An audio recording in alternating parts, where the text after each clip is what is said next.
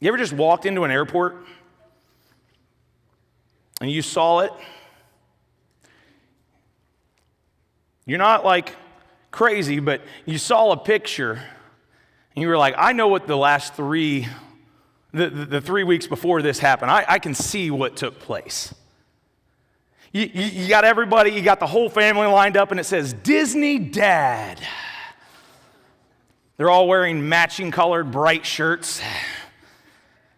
And you know he didn't choose to wear that shirt. You can just see it on his face, you know. He did not choose that. And you're like, I know exactly what happened. She's like, let's go to Disney. And he said, all right. And then the next 7 months of their life was her planning on the spreadsheets and her ordering the lightning lane passes and getting all the kids color coordinated throughout the entire time. She's got this whole list of everything that needs to happen.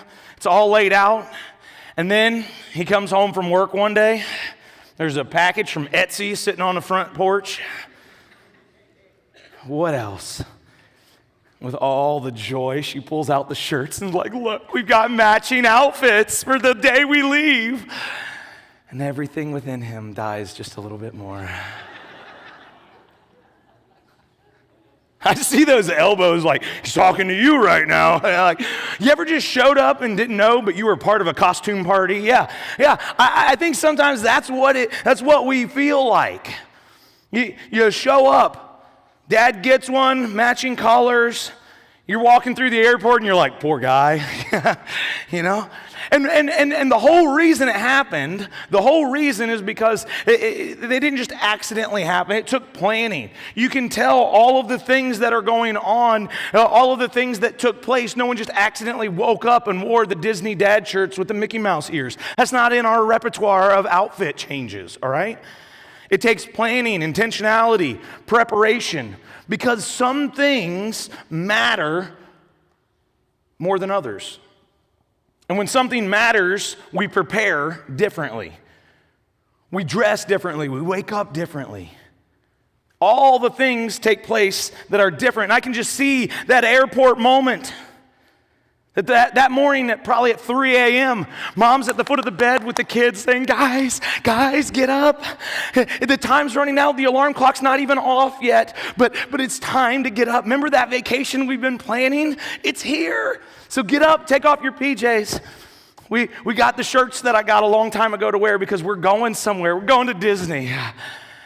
And everybody else is like, oh, can I just go back to bed? I know it's different. I just messed up my contacts when I rubbed my eye like that. There we go. I know it's different. I know it's different because I promise you, if I was planning that Disney trip, it'd look something like this. Hey, put some clean clothes in a bag. Let's go. Our flight leaves in 20 minutes. You know, it would look very, very different. Who's with me? Anybody else? Yeah, look very different. But you want to go on a camping trip? Yes, someone said yes.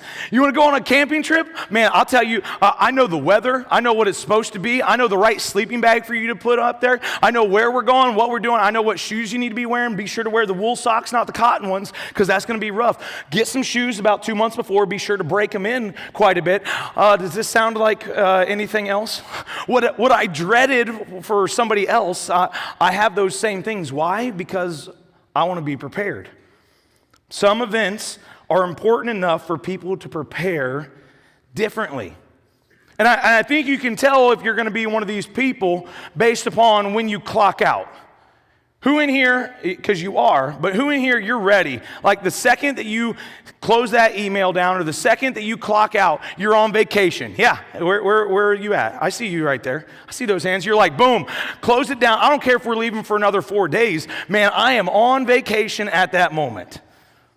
And then there's some of you that vacation doesn't start until we arrive. Like, I've still got packing and planning to do. I don't want to do this at all.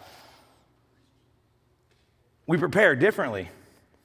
But I think in those two realms, it's important about what we're going to talk today because most of us live in a version of these two time zones, in a version of these two worlds, the present and the yet to come when it comes to our life.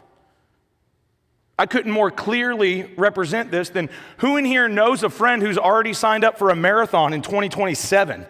Yeah, they've told you about it and you're like, that's so far away, I don't care anyways, all right? But they feel like they have to share it with you because it's important to them and they're preparing for it starting now.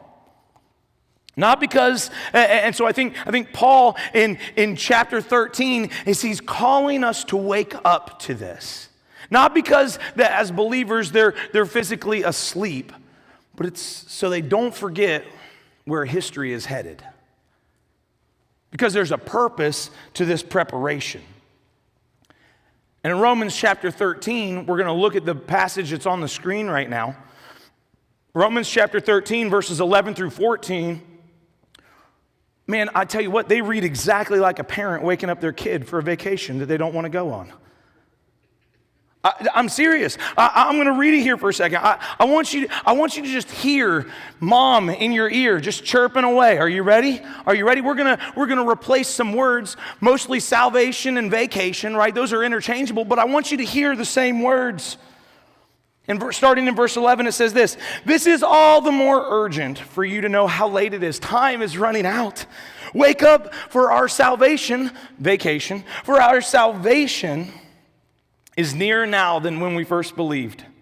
The night is almost gone. The day of salvation will soon be here. So remove your dark, dirty clothes, your dark deeds like dirty clothes, and put on the shining armor of right living, because we belong to the day. We must live decent lives for all those to see." And then he continues, right? Take your PJs off, put on them Disney shirts that I got you. We're getting ready for something big. And then he continues on, "Don't participate in the darkness of wild parties and drunkenness or sexual promiscuity or immoral living or in quarreling and jealousy." I love that he put quarreling and jealousy in there with those other big ticket items, all right? Sometimes that we feel like, oh, we can just slide these in here. These aren't the same. No, he puts them right in there. And he says, "Instead, clothe yourself with the presence of the Lord Jesus Christ, and don't let yourself think about ways to indulge in evil desires." It reads very similar to how I imagine my mom getting us ready for a vacation that she's planned so much, that she's planned our outfits, that she's planned our destination, and that even though we haven't arrived yet, we're all sitting at the airport wearing the same shirt because our vacation starts now. Paul understands that as believers, we're living in two different time zones simultaneously. The here and the not yet. But like a good teacher, he wants to educate us. He wants to share with us why it's important. And I can imagine him writing this letter to the church in Rome, saying, here's what I want you to know. And just like anywhere else, there are context things that they would have picked up on that we, in our modern day world, we don't understand. And one of those things that happens is ancient Rome had a very different sleep schedule than we have, all right?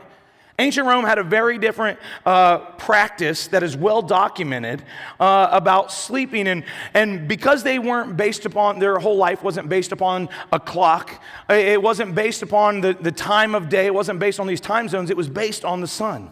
It was based on when the sun comes up and goes down, and with very little artificial light, typically what would happen is very soon after dinner would be bedtime. And you would go to bed right after dinner, you would go to bed and you'd sleep for a few hours, and then there would be this waking period. Typically between 11 p.m. and 2 a.m., somewhere in there, you would wake up for a few hours. Go to bed right after dinner, wake up for a few hours. And during this waking period, people would do all kinds of things. They would stoke the fire. They would do some reading. Other people were up, so a lot of times they'd have these chats, these close, intimate, relational moments to talk through some of the things of the day.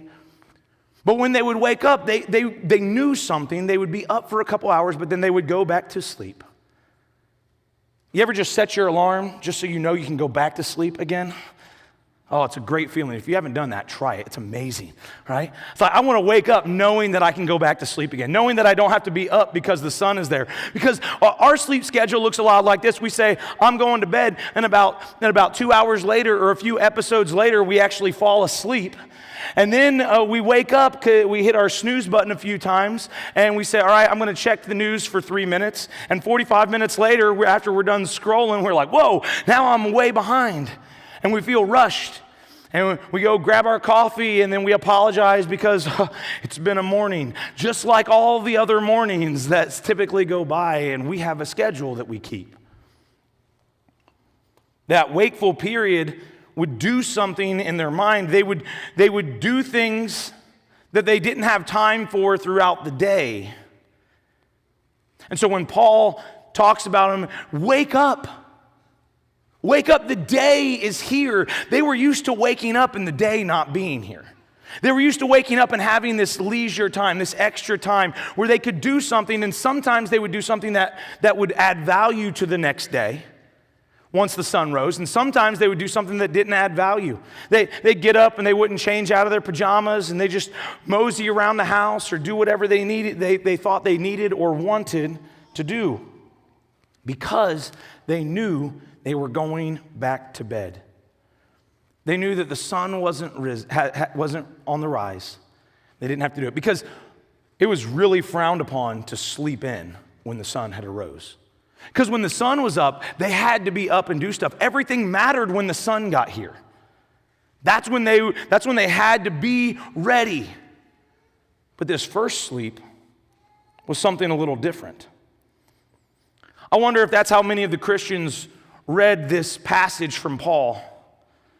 If they believed that their Christian life that they had been living, they woke up and just did enough religious things to kind of know that they were going back to bed. They went to church and they read a little bit of devotional and they talked a little bit about Jesus, and all right, I think I'm good. I'm just going to go back to bed. And there wasn't this urgency to take the day to say, this moment matters. See, Paul isn't satisfied with Christians doing things to avoid guilt or just out of obligation. He is ushering in the currency of Jesus. You see, growing up, I've heard this passage, and I always read it like, hey, hurry up, mom's coming in the driveway. I heard the car pull in, clean up the stuff, throw the things under the rug. We don't want to get in trouble because mom's coming. She told us to clean up before she got back. And we just wasted all of our time, and now we heard it. And so now I've read this passage with so much guilt and so much shame and be like, oh my goodness, I can't believe it. Mom's already back, and we got to hurry up and hide everything because we got to do stuff. I read it with this, I'm afraid of what's going to happen. We've had so many years where we've been told, Jesus is coming back any day. Are you ready? You're like, well, my room's a mess, but other than that, yeah, I'm good to go. As long as he doesn't check the closet, we're all right.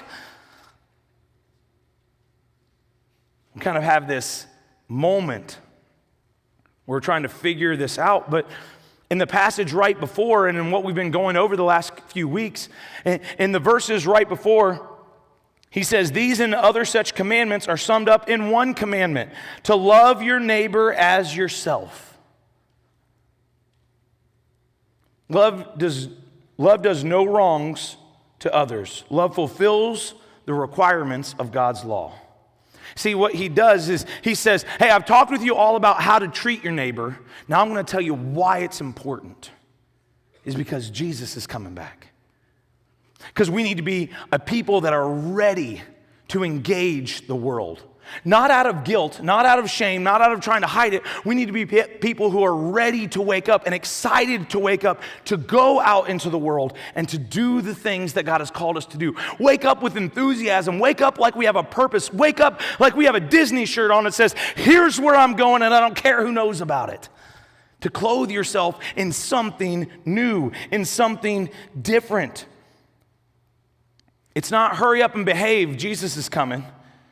Jesus has already begun. We're living in 2 time zones. Jesus has already begun the new age. So start dressing like someone who belongs to it.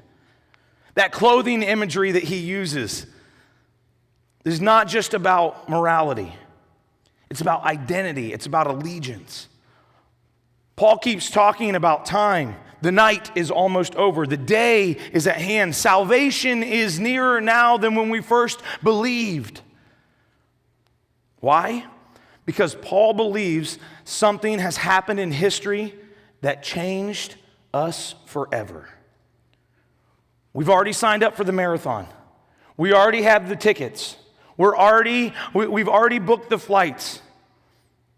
The adventure is happening. And even though it's not happened yet, we're all on board.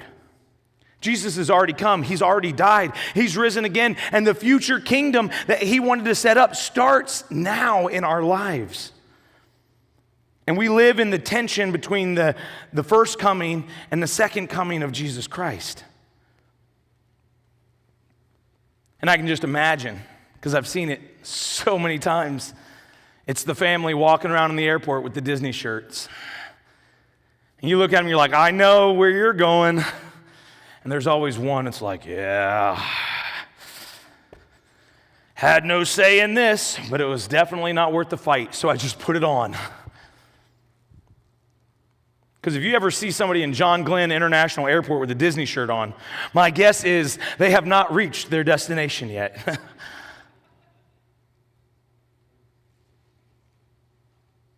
But that same person has 2 choices. They can be excited that the vacation has already begun, or they can just say, I'm just going to wait until we get there. But their clothes are already revealing their identity, their allegiance, their purpose, that they woke up this morning with an anticipation of what was going to happen today, that there was an adventure to be had. And Paul tells the believers, he says, remove the clothes that you had on. Remove the clothes of darkness.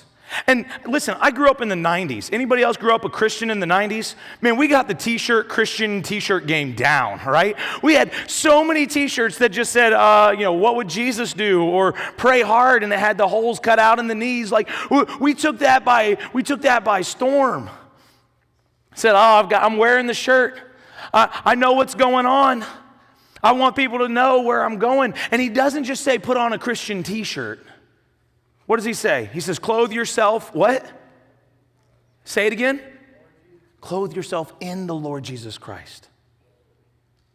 Use him as a shroud around you. Put him on every single day. Not just a shirt that says, I'm a Disney dad. Not just a shirt that says, I'm a Christian. Clothe yourself in the person of Jesus Christ. He doesn't just say act like Jesus. He says put Jesus on every day. Die to yourself. Because Christianity isn't behavior modification. It's living from a new identity. It's living with a new purpose. It's living with a new direction. That my life is not my own. I was bought at a price. And I'm looking forward to the adventure ahead. I'm looking forward to the vacation ahead. I'm looking forward to the excitement of the not yet. I've signed up for the marathon, and I'm going to tell everybody about it. I'm going to tell everybody that I'm signed up for the marathon, and here's when it's happening. And I need to train, and I need to practice. You know what's dangerous about telling somebody you signed up for a marathon? They'll remind you every donut you eat that you signed up for a marathon. I thought you signed up for a marathon. What are you doing eating that? I thought you signed up for a marathon. How much have you been running? I thought you signed up for a marathon. I haven't seen you post on Facebook that you've been running. They're easy. They're quick to remind you.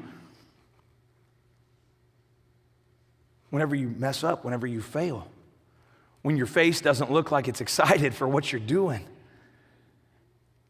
And if they're a good friend, they'll try to talk you out of the marathon because that's just crazy. And I think there's a lot of Christians out there who've faced that same danger.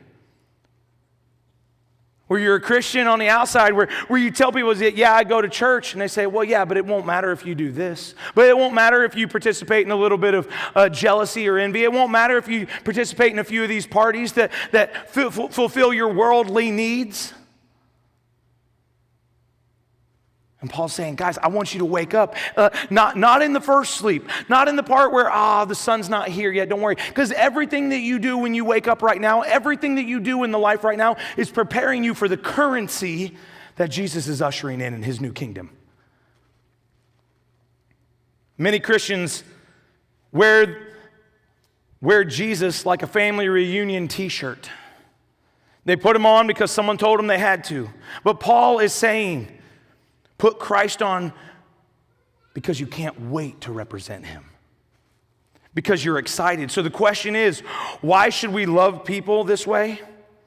And Paul's answer is because this is the kind of world Jesus is bringing. We might as well be well practiced at it. See, the love of God is the currency of the age Jesus is ushering in. So Paul goes to verse 11. He says, wake up. Because the kingdom isn't just coming one day, it's already here, and it's in your life. The vacation has started. Put on the shirt. Get ready for it. Be willing to tell everybody who asks about it, yeah, we're going to Disney, and it's awesome. I wish you could come. You know what? We've got extra tickets. Let's go.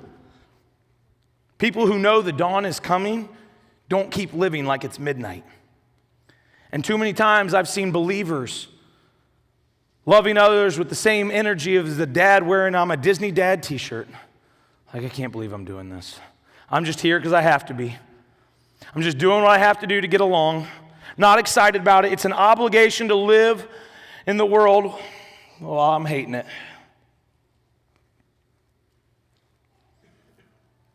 In verse 8 of this passage, I love what Paul says. Here's what he says in verse 8. He says, owe nothing to anyone except for your obligation to love one another. If you love your neighbor, you will fulfill the requirements of God's law. He's using debt and debtor language. He's saying, listen, Jesus has paid your debt, and the way that you pay him back is by loving others. The debt that you owe me, you can pay off by transferring that to others. By treating them with love. By treating them the way I would treat, because you are my ambassadors here on earth. Put on the practices that Jesus demonstrated.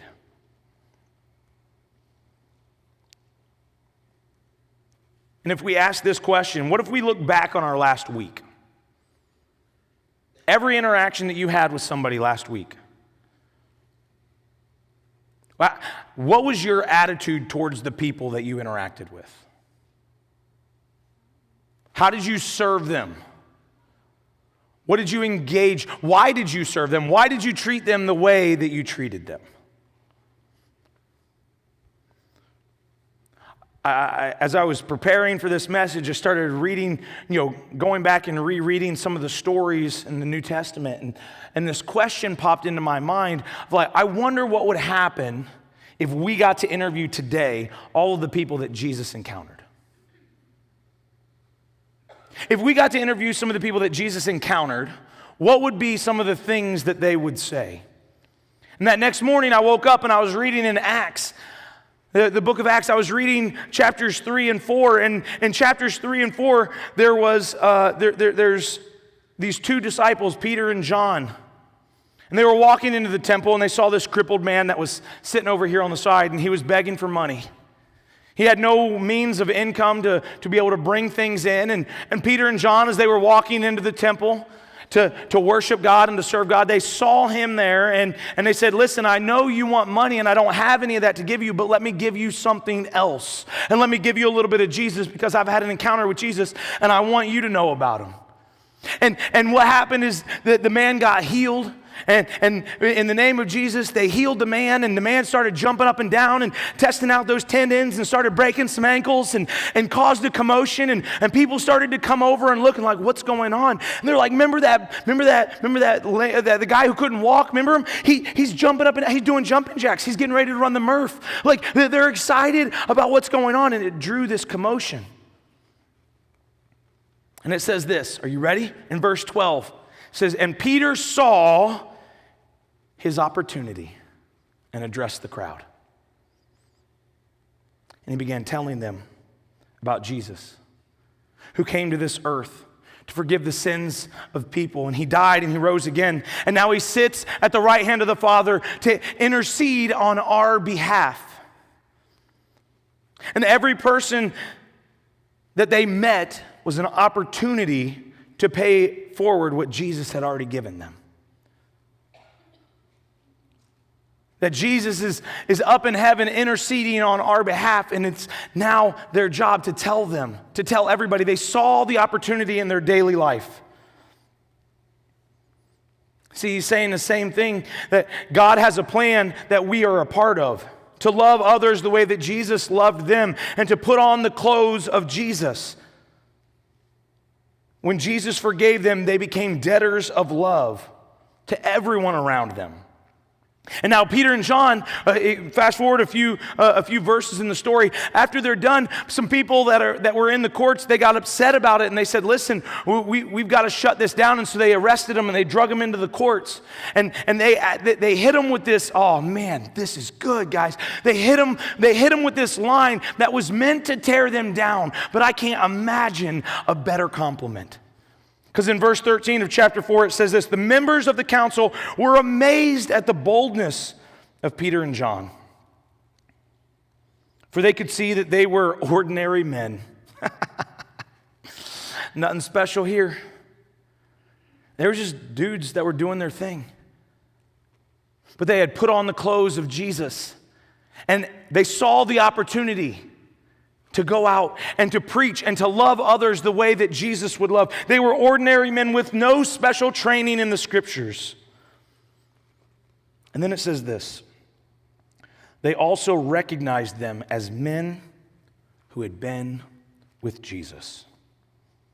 Peter and John did not wake up that morning planning to heal a crippled man. They were simply wearing Jesus. And what they encountered, when they encountered a need, Jesus showed up through them. And that's what happens when we put on Christ, when we put on the Disney Dad t-shirt, when we put on the love and humility of Jesus Christ. We start looking at people differently. Interruptions become opportunities. Needs become invitations. Encounters become ministry opportunities. And if you were called into the courts for loving your neighbor, what would people say about you? What would people say about this church? What would people say about your family? What would putting on Jesus look like? If today you left this room and you said, okay, I'm going to put on Jesus today. I'm going to cover myself with His love, with His blessing, with His encouragement.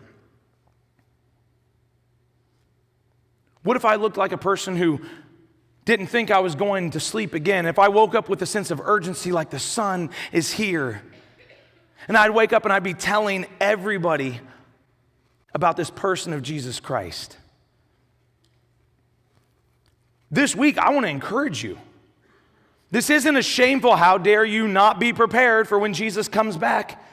I want to sound the alarm like, Mom, hey guys, wake up. It's an awesome day. We get to start an adventure because Jesus is calling us to go into the world and to do something crazy. And you know what? Here's a Disney t-shirt. Here's a Jesus t-shirt. Not just that it says Jesus on it, but you are clothing yourself in the person of Jesus Christ. So put on Jesus, not just on Sunday, not just at church, not just in your bio, not just, oh, I'm a follower of Jesus Christ. Put on Jesus before breakfast tomorrow.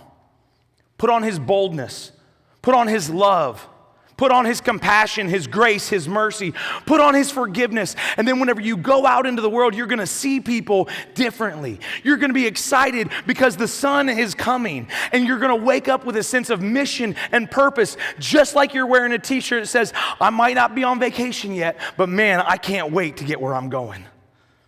Because one day every knee will bow and every tongue confess that Jesus Christ is Lord. Dawn is coming, so dress accordingly. This week, I want to challenge you to find one practice that Jesus displayed for us, one thing that Jesus called you to do, and put that on. One area that you know you might be weak in, or maybe you've never tried. And maybe it's praying.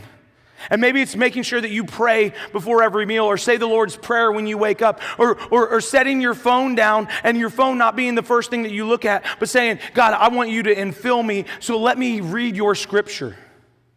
Let me start my day with something good, something from you. Not looking for a fix at the end of the screen.